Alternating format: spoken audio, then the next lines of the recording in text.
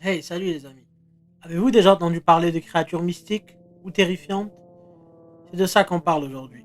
Alors installez-vous confortablement et c'est parti. Voici trois apparitions de créatures restées inexpliquées.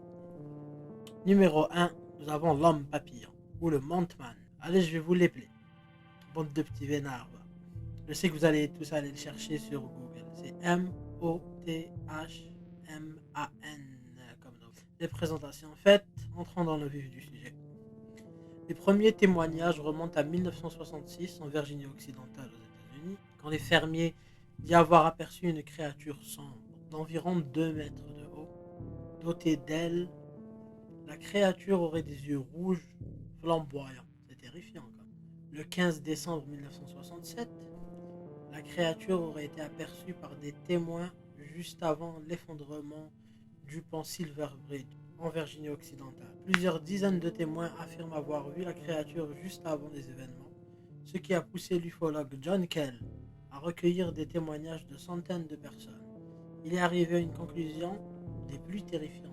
La créature serait venue d'un autre monde, d'après lui, afin de prévenir les catastrophes. Donc la créature, en gros, elle apparaît juste avant les catastrophes, d'après l'ufologue John Kell. D'autres observations identiques à la description précédente ont été rapportées en Chine, en URSS, au Chili et même au Moyen-Orient.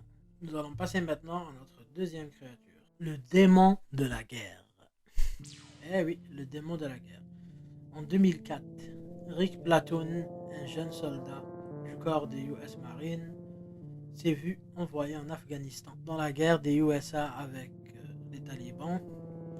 Une nuit où il était de garde, il était dans un mirador de la base militaire.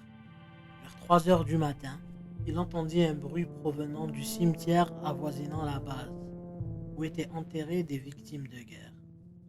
Alors il contacta son sergent, le sergent nommé Bravo, pour l'informer des faits.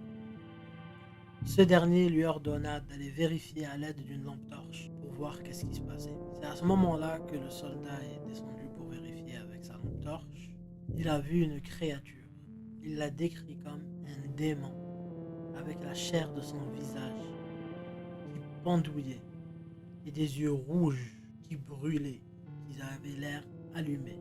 C'est à ce moment-là que la créature l'a saisi par sa gorge avec ses mains froides, rugueuses, comme un serpent qui mue. Le soldat dit avoir cru qu'il allait mourir à ce moment-là. Je vous laisse écouter son témoignage.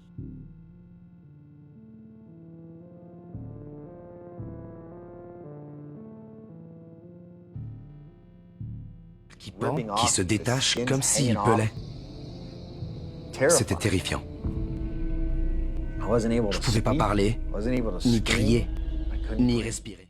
Assez surprenant son témoignage, mais vous voulez pas savoir la fin, comment ça s'est fini?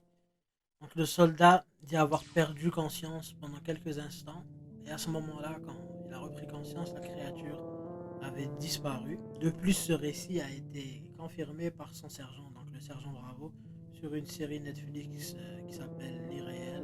Il me semble que c'est la saison 2, épisode 5. Et là, passons à notre troisième et dernière créature qui n'est pas des moindres, le Chupacabra. Je pense qu'il n'y a pas quelqu'un d'entre vous qui ne le connaisse pas. La créature aurait été aperçue la première fois en 1992 en République dominicaine, où elle a fait ses premières victimes dans la ville de Moca, principalement du bétail bien sûr qui a été aspiré comme par un vampire. Ils auraient subi aussi des lacérations d'une précision chirurgicale.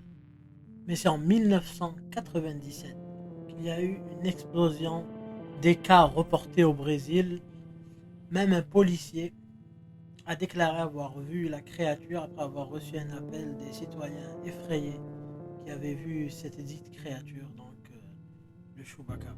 Mais pour moi, la meilleure apparition reste celle de 2004, quand un fermier texan aux États-Unis dit avoir vu deux, non pas un, mais deux Chupacabras, et leur avoir tiré dessus avec son fusil avant qu'elle prenne la fuite.